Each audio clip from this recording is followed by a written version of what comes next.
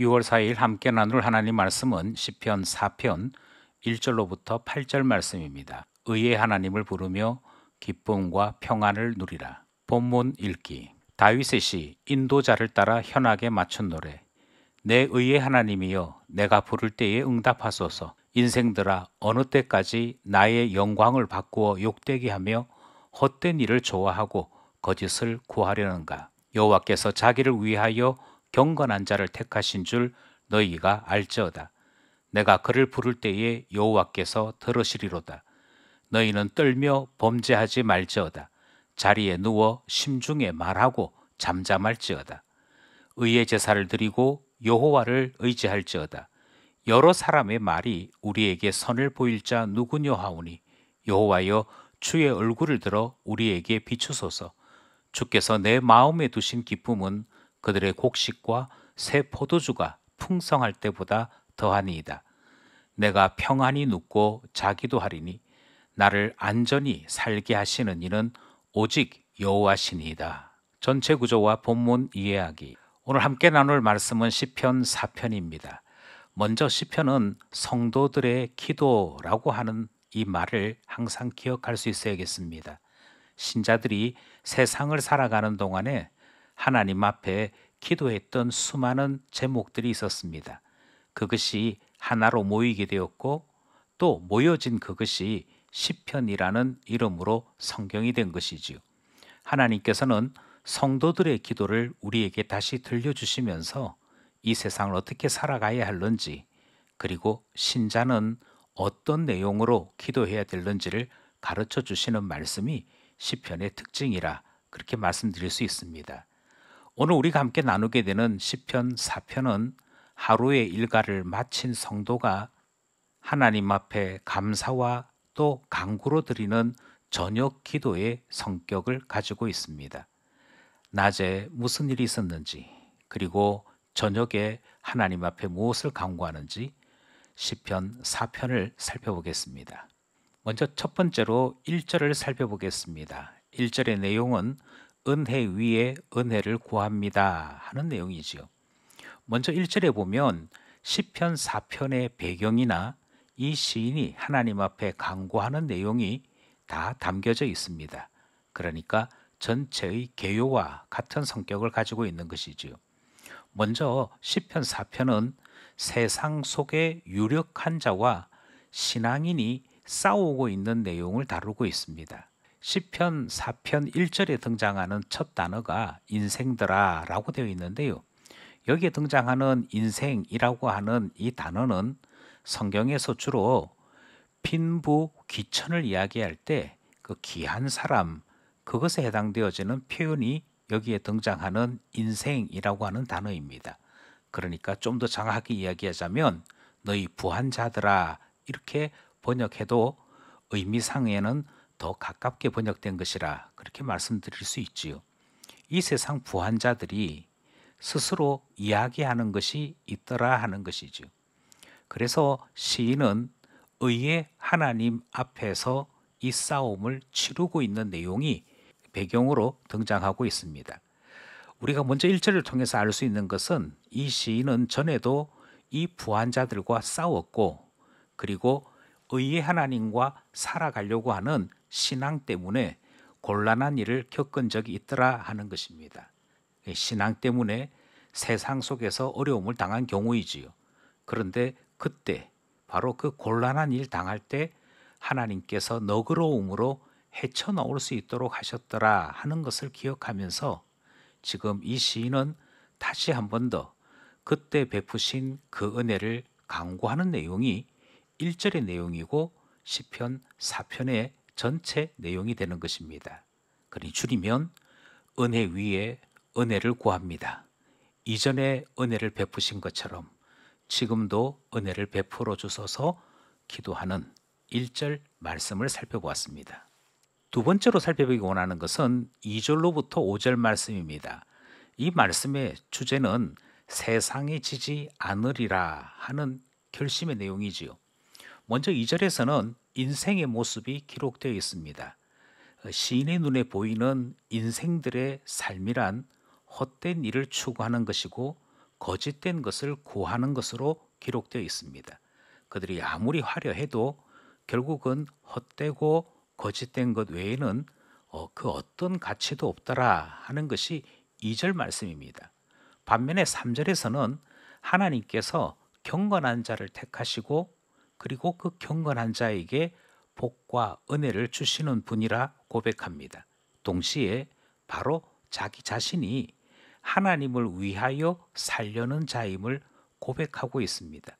그러니 이 3절의 내용을 간단하게 줄이면 하나님이 찾으시는 경건한 자가 여기 있으니 살려주십시오. 응답을 베풀어 주십시오. 기도하는 내용이 되는 것이지요. 4절, 5절 말씀에는 이 인생들을 향한 시인의 훈계가 6가지로 전달됩니다. 너희는 이라고 시작하는 문장인데요.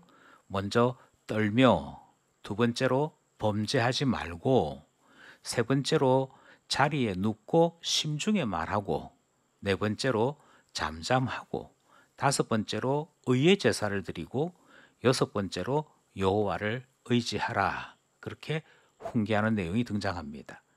그러니 이 본문의 내용을 살펴보면 이 시인은 삶 속에서 경건하게 살려고 하는 것이고 의로우신 하나님을 섬기며 살려는 모습을 확인하게 되는 것이죠. 반면에 헛된 인생들은 세상에 빠져서 범죄하고 헛된 것에 만족하는 삶을 살기도 하며 강요하기도 하더라 하는 것입니다. 결국 세상과 신자는 싸울 수밖에 없는데 세상에 지지 않겠다. 그 내용이 둘째 문단 내용으로 나와 있습니다. 마지막 세 번째는 6절로부터 8절 말씀입니다. 이 본문의 내용은 내겐 하나님뿐입니다 하는 고백이 등장하지요.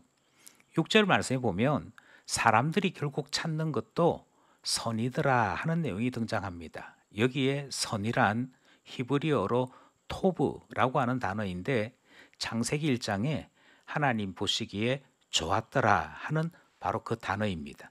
결국 세상 사람들도 하나님께서 기뻐하셨던 그것을 찾는 것이라고 이야기합니다.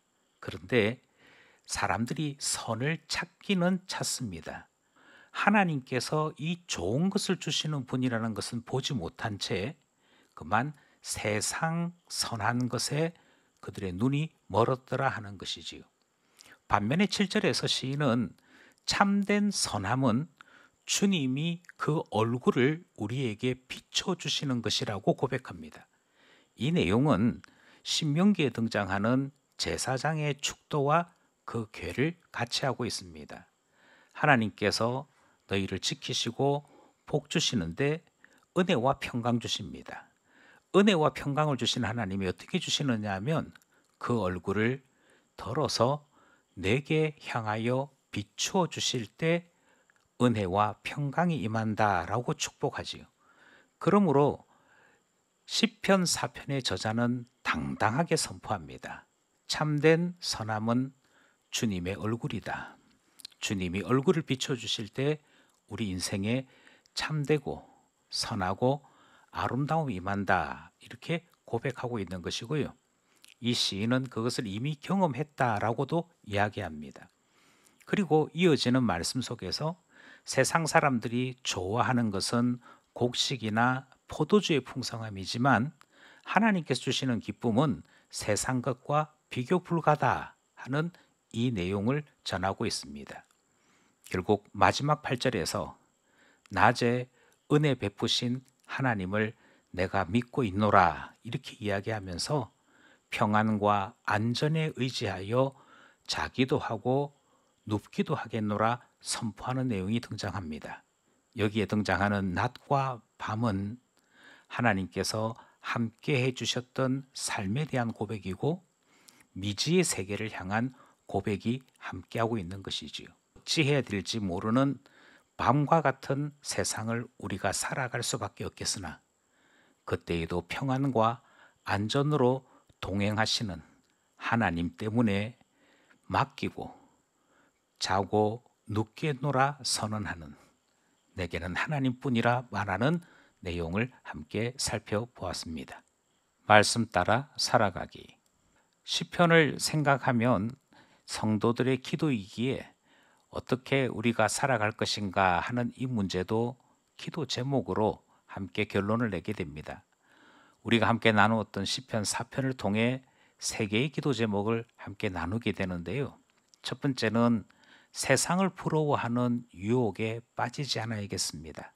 시편 4편의 저자는 부한 자들, 인생들에 대해 당당히 싸우고 그들과 다른 삶을 살 것을 선포했지만 많은 경우 세상을 부러워하는 유혹에 빠지는 신자들도 있기 때문인 것이지요. 시인의 고백과 같이 의의 하나님 앞에 살아가겠노라 결심하고 기도하여 응답받는 우리 되기를 원합니다. 두 번째도 마찬가지인데요. 곡식과 포도주의 풍성함에 눈이 멀게 되면 하나님의 은혜와 평강이 얼마나 좋은지를 놓치게 됩니다. 성령께서 우리를 항상 일깨워 주셔야만 곡식과 포도주에 눈멀지 아니하고 은혜와 평강의 기쁨을 영원히 누릴 수 있게 되기에 우리를 항상 일깨워 주셔서 기도하게 되는 것이지요. 마지막으로 시인은 내게는 하나님뿐이라 고백하는 기도 제목으로 시편 4편을 마무리합니다. 우리의 신앙 고백이 변질되지 않도록 기도해야겠습니다. 시인의 고백과 같이 섬기면 섬길수록 더 기쁨이 넘치는 참 신자 되도록 주님 앞에 기도하며 나가게 되는 것이지요. 오늘도 말씀과 기도로 살아가는 우리 모두가 되기를 소원합니다.